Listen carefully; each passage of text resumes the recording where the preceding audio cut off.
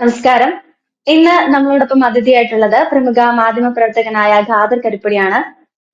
2023 KSRTC ബസ്സിൽ ലൈംഗിക അതിക്രമം നടത്തിയതിന് അറസ്റ്റിലായ ഷാവർ ഇന്ന് വീണ്ടും അതേ കുറ്റകൃത്യത്തിന് അറസ്റ്റിലായിരിക്കുകയാണ്.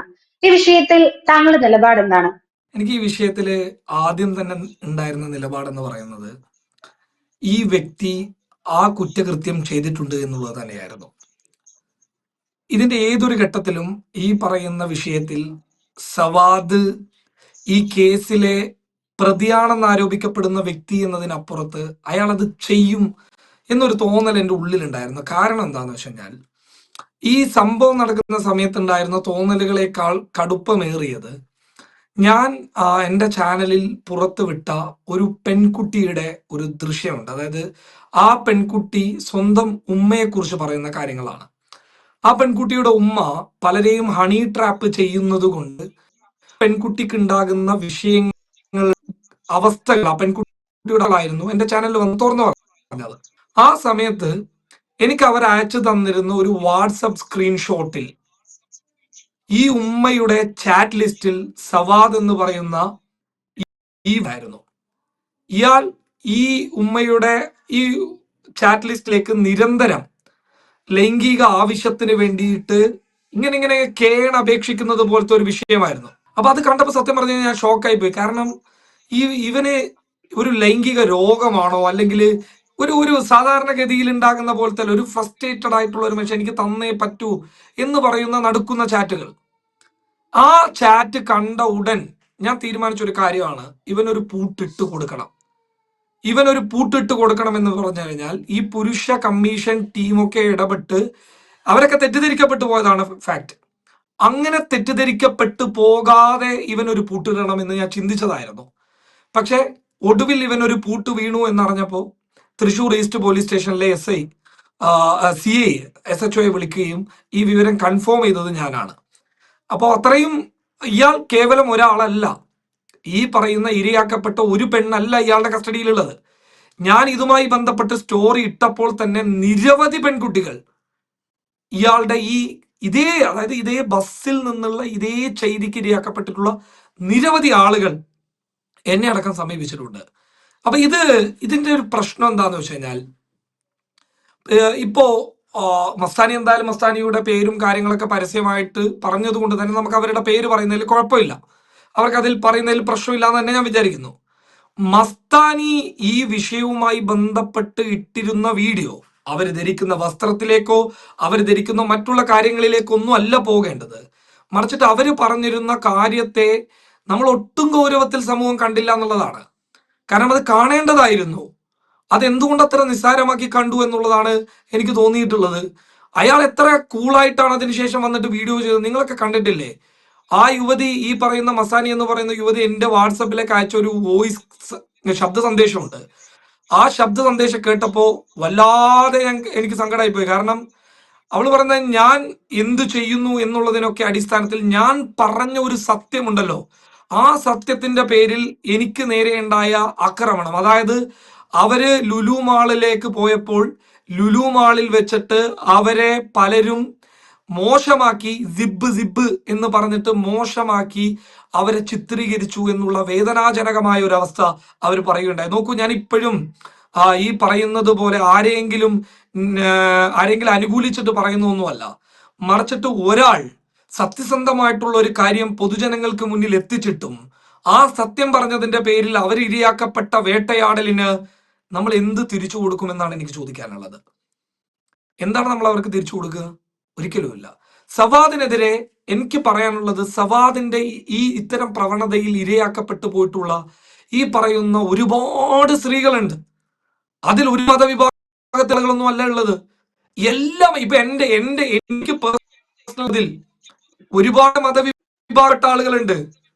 അതിൽ പർദ്ദയിടുന്ന സ്ത്രീകളുണ്ട്, സാരി ഉടുക്കുന്ന സ്ത്രീകളുണ്ട്, അതിൽ ഇത്തിരി അവരുടെ വസ്ത്ര സ്വാതന്ത്ര്യത്തിന്റെ അടിസ്ഥാനത്തിൽ പറഞ്ഞ ആളുകളുണ്ട്. ഇപ്പൊ ഏതെങ്കിലും ഒരു വേഷത്തിന്റെ പേരിലുള്ള പ്രവണതയല്ല ഇയാൾ ചെയ്തിട്ടുള്ളത്. ഇയാളുടെ ഹോബിയാണിത്. ഇയാൾക്കിതൊരു ചിലപ്പോൾ രോഗമായിരിക്കാം, പക്ഷെ അത് അപകടമാണ്.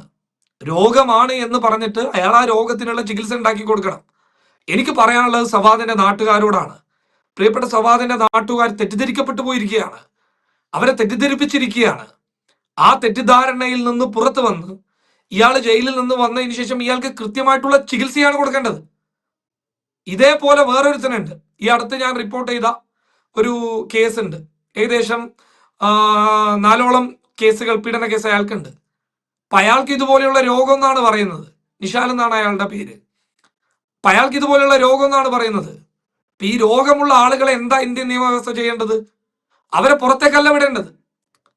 അവർക്കിത് ഈ രണ്ട് കാര്യങ്ങൾ ഇന്ത്യൻ നിയമവ്യവസ്ഥ പരിശോധിക്കണം. ഇത്തരം കേസുകളിൽ കോടതി പരിശോധിക്കണം. ഒരാൾ സമാന കുറ്റകൃത്യത്തിൽ വീണ്ടും വീണ്ടും ഏർപ്പെടുന്നുണ്ടെങ്കിൽ ആ സമാന കുറ്റത്തിന് അയാൾക്ക് പ്രേരണയാകുന്ന ഘടകം എന്താണ്? ഒന്നെങ്കിൽ അയാൾക്കുണ്ടാകുന്ന കുറ്റകൃത്യ മനോഭാവമായിരിക്കാം, അതല്ല എങ്കിൽ അയാൾക്കൊരു രോഗമായിരിക്കാം. ഈ രോഗത്തെക്കുറിച്ച് പഠിക്കേണ്ടത് പോലീസും കോടതിയുമാണ്. അപ്പൊ ഇത്തരത്തിൽ രോഗമുള്ള ഒരാളെ ജാമ്യം കൊടുത്ത് പുറത്തേക്കല്ല വിടേണ്ടത്, അതിനുള്ള ട്രീറ്റ്മെന്റിലേക്കാണ് അയക്കേണ്ടത്. അല്ലേ? അതല്ലേ അതിന്റെ ശരി? അങ്ങനെയല്ല ചെയ്യേണ്ടത്. ഇവിടുത്തെ സിസ്റ്റം ഇത്തരം വിഷയങ്ങളെ കൈകാര്യം ചെയ്യുന്ന രീതി വളരെ മോശവും വളരെ ദയനീയവുമാണ്. ആ ദയനീയതകൾക്ക് മുന്നിലാണ് ഇത്തരക്കാർ വളർന്ന് പന്തലിക്കുന്നത്. ആ പന്തലിച്ച വൻമരങ്ങളെ നമുക്ക് തൊടാൻ പോലും പറ്റാത്ത അവസ്ഥ ഉണ്ടാക്കുന്നത് നിയമവ്യവസ്ഥയാണ്. ചോദ്യം ചെയ്യപ്പെടേണ്ടത് ഇത്തരം ആളുകൾക്ക് വേഗത്തിൽ തന്നെ ജാമ്യം. ഒരാളുടെ സ്വാതന്ത്ര്യമാണ് ജാമ്യം കൊടുക്കുക എന്നുള്ളത്. ഇന്ത്യൻ നിയമവ്യവസ്ഥയിൽ ഒരാളുടെ സ്വാതന്ത്ര്യമാണ്. പക്ഷെ ആ സ്വാതന്ത്ര്യം മറ്റൊരാളുടെ സ്വാതന്ത്ര്യം ഹനിക്കുന്നുണ്ട് എങ്കിൽ അതിന് കൃത്യമായിട്ടുള്ള പരിഹാരം കാണേണ്ടതും ഇതേ ജുഡീഷ്യൽ സംവിധാനമാണ്. അവർ നിശ്ചലമായി നിൽക്കുന്നു എന്നുള്ളത് തന്നെയാണ് വെല്ലുവിളിയായി മാറുന്നത്. ഇവിടെ നമ്മൾ മനസ്സിലാക്കണം മറ്റൊരു കാര്യം എന്തെന്നാൽ, ഒരു സ്ത്രീ തനിക്ക് അനുഭവപ്പെട്ട ലൈംഗിക അതിക്രമം തുറന്നു പറയുമ്പോൾ സമൂഹത്തിൽ ആദ്യം അവിടെ ചോദ്യം ചെയ്യപ്പെടുന്നത് ആ ഇര തന്നെയാണ്. അവളുടെ വസ്ത്രധാരണം, അവളുടെ ആറ്റിറ്റ്യൂഡ്, അവൾ ആയിരുന്ന സ്ഥലം, അവളുടെ സ്വഭാവം, അതെല്ലാമാണ് അവിടെ കീറി മുറിക്കപ്പെടുന്നത്. ഒരിക്കലും ഒരു പ്രതിയുടെ അത് അവൾ അങ്ങനെ വസ്ത്രം ധരിച്ചത് കൊണ്ടായിരിക്കാം, അല്ലെങ്കിൽ അവൾ പ്രലോഭനം നൽകിയത് കൊണ്ടായിരിക്കാം അങ്ങനെ ഒരു അതിക്രമം അവൾക്ക് നേരിടേണ്ടി വന്നത് എന്നൊരു ചിത്രീകരണമാണ് സമൂഹത്തിൽ പൊതുവെ ഉള്ളത്. ഇതിനെപ്പറ്റി എന്താ പറയാനുള്ളത്? ഈ ഒരു അവസ്ഥ ഉണ്ടാക്കിയത് ഒരു ചെറിയ ശതമാനം സ്ത്രീകൾ തന്നെയാണ്. അത് നിങ്ങൾ അംഗീകരിച്ചേ പറ്റൂ. അപ്പൊ ചോദിക്കുക എന്താ സംഭവം ചോദിക്കും. ഒരു കൂട്ടം 5% ഞാൻ വരുന്ന സ്ത്രീകൾ അംഗീകരിക്കുന്നില്ല. ശ്രദ്ധിച്ചേക്കും. ഒരു കൂട്ടം 5% വരുന്ന സ്ത്രീകൾ സമ്മതത്തോടു കൂടിയിട്ടുള്ള ലൈംഗിക ബന്ധത്തിൽ ഏർപ്പെട്ടതിന് ശേഷം, അല്ലെങ്കിൽ അവരുടെയും കൂടി കൺസേണോട് കൂടിയിട്ടതിനു ശേഷം പുരുഷന്മാരായിട്ടുകളെ പ്രതിക്കൂട്ടിലാക്കിയതിന്റെ പേരിൽ അവർ വിചാരണ ചെയ്യപ്പെടുകയും പിന്നീട് കോടതി അവരെ വെറുതെ വിടുകയും ചെയ്തതിന് പിന്നാലെ ഇത്തരം ഒരു അവസ്ഥ മൊത്തത്തിൽ ഉണ്ടായിരിക്കാം എന്നുള്ള ഒരു തെറ്റിദ്ധാരണ സമൂഹത്തിൽ പടർന്ന് പന്തലിച്ചിട്ടുണ്ട്. ആ തെറ്റിദ്ധാരണകൾക്കിടയിൽ പെട്ടുപോവുകയാണ് ഈ പാവപ്പെട്ട ഇരകളാക്കപ്പെട്ട ജെനുവിൻ ആയിട്ടുള്ള കേസുകൾ. ആ ജെനുവിൻ ആയിട്ടുള്ള കേസുകൾ ഇപ്പൊ പോക്സോ അടക്കം ദുരുപയോഗം ചെയ്യപ്പെടുന്നില്ലേ? പോക്സോ അടക്കം ദുരുപയോഗം ചെയ്യപ്പെടുന്നുണ്ട്. ഇത് കാതറിന്റെ കണ്ടെത്തലല്ല. ഇവിടുത്തെ പോലീസിന്റെ അന്വേഷണത്തിൽ തന്നെ രാജ്യത്തെ ഏറ്റവും പ്രധാനപ്പെട്ട കുട്ടികൾക്കെതിരെയുള്ള അതിക്രമണ വകുപ്പായിട്ടുള്ള പോക്സോ വലിയ രീതിയിൽ ദുരുപയോഗം ചെയ്യപ്പെടുന്നുണ്ട് എന്നുള്ളത് ഒരു പച്ചയായ ഒരു യാഥാർത്ഥ്യമാണ്. അപ്പൊ ഈ യാഥാർത്ഥ്യം പൊതുസമൂഹത്തിൽ സോഷ്യൽ മീഡിയയിലൂടെ പടർന്നു പന്തലിച്ചു വരുമ്പോൾ മറ്റു പലരും ഈ യാഥാർത്ഥ്യത്തിന്റെ മറവിൽ രക്ഷപ്പെട്ടു പോകുന്നു എന്നുള്ളതാണ്. അതും നമ്മൾ ചർച്ച ചെയ്യപ്പെടേണ്ട.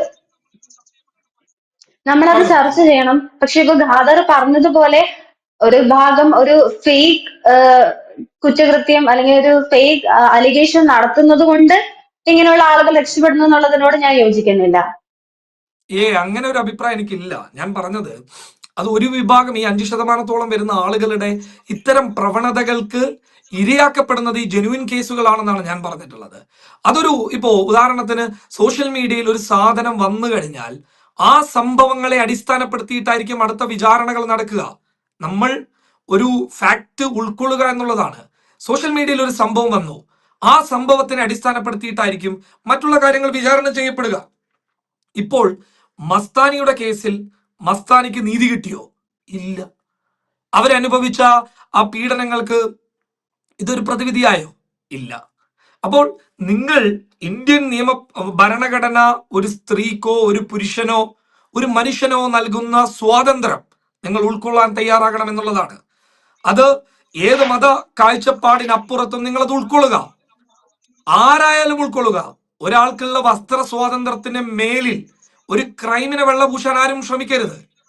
ഈ അഭിപ്രായത്തിൽ ഞാൻ ഉറച്ചു നിൽക്കുന്നതോടൊപ്പമാണ് ഞാൻ പറഞ്ഞത്, പരസ്പരമുള്ള കൺസേൺ റിലേഷൻഷിപ്പ് പഴയ 376ന്റെയും ഇപ്പോഴത്തെ BNSന്റെ 67 അടിസ്ഥാനത്തിൽ വരുന്നത് വലിയ പ്രശ്നമാണ്.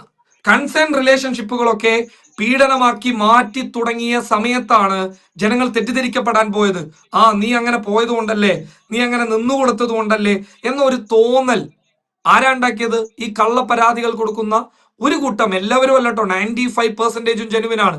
5% വരുന്ന ഈ ജനുവിൻ അല്ലാത്ത പരാതിക്കാരികളാണ് ഇത്തരം പ്രവണതകൾ സോഷ്യൽ മീഡിയയിൽ ഉണ്ടാക്കിയിട്ടുള്ളത്. പക്ഷേ നിയമത്തിന്റെ കണ്ണിൽ ഇതൊക്കെ നമ്മൾ കൃത്യമായിട്ട് കൈകാര്യം ചെയ്തു കഴിഞ്ഞാൽ നമുക്ക് ഒരു പരിധിവരെ രക്ഷപ്പെടാൻ പറ്റും. പക്ഷെ നിയമത്തിനേക്കാൾ വലിയ പ്രശ്നം വലിയ കോടതിയായി മാറുന്നു എന്നുള്ളതാണ്. അതാണ് പലരുടെയും തന്നെ ഇല്ലാതാക്കിയിട്ടുള്ളത്. എന്തൊക്കെയായാലും സാവധാനം പോലെയുള്ളവർക്ക് വേണ്ടത് പ്രോപ്പർ ആയിട്ടുള്ള ചികിത്സ തന്നെയാണ്. അത് സർക്കാർ ഈ ജയിലിൽ നടക്കുന്നതിന് പകരം അയാൾക്ക് കൃത്യമായ ഒരു ചികിത്സ നൽകി വീണ്ടും ഇത്തരത്തിലൊരു അതിക്രമത്തിന് അയാൾ മുതിരാതിരിക്കാൻ നമുക്ക് ശ്രദ്ധിക്കാം. ഇത്രയും സമയം നമ്മളോടൊപ്പം ചെലവഴിച്ചതിന് നന്ദി.